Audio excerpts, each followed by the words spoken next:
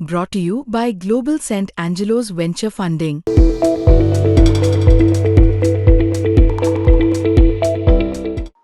हमारी ये जो बच्ची चुनकर आई है शहर, उसके स्टेटमेंट से हम कतई किनारा नहीं कर रहे हैं, बिल्कुल नहीं कर रहे हैं।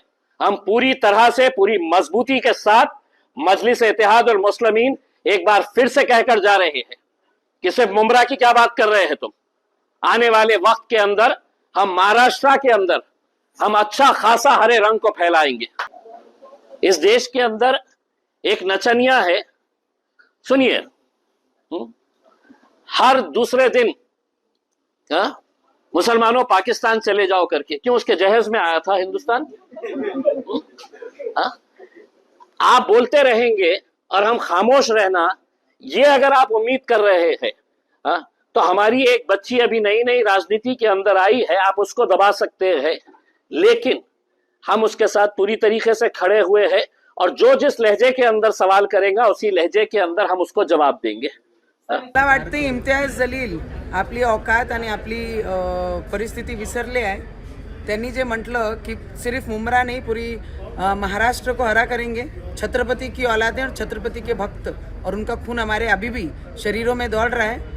तुम नहीं, तुम्हारे 7 पीढ़ियाँ ऊपर से नीचे आए तो वो भी हरा नहीं कर पाएंगे महाराष्ट्र को। इतना एवढा मानसिकतेचे जे पद्धत आहे, मला वाटते की इम्तियाज जलीलला तमीज हा विसरलेला आहे। आम्ही मायनॉरिटी म्हणून, अल्पसंख्याक म्हणून या देशामध्ये त्यांना आपले घरामध्ये आपल्या देशामध्ये खपून घेत आहे। त्याचा अर्थ हे नाही की सगळ्यांनी बांगड्या घालून बसलेले आहे। ज्या दिवशी आम्हाला दाखवण्याची वेळ आली तर 15 सेकंड आजही काफी आहे। तुमच्या स्वप्नाती हिरवं करणं हा पूर्ण होणार नाही। आणि असे लोकांना ज्यांना तमीज विसरलेले आहे, जे बायांबद्दल जेही बोलतात, पत्रकार परिषद घेऊन पूर्ण महाराष्ट्राला धमकी देऊन राहिल्या की ज्या छत्रपती शिवाजी महाराजांचा महाराष्ट्र आहे त्या पूर्ण महाराष्ट्राला आपण हिरवा करू, तर तुमच्या धमक्याला आम्ही भीकसुद्धा घालत नाही। इम्तियाज जलील, लक्षात ठेवा, तुम्ही ज्या शहरात राहतात त्या शहराचं नाव संभाजी महाराजांचे नावाने दिलेला शहर आहे।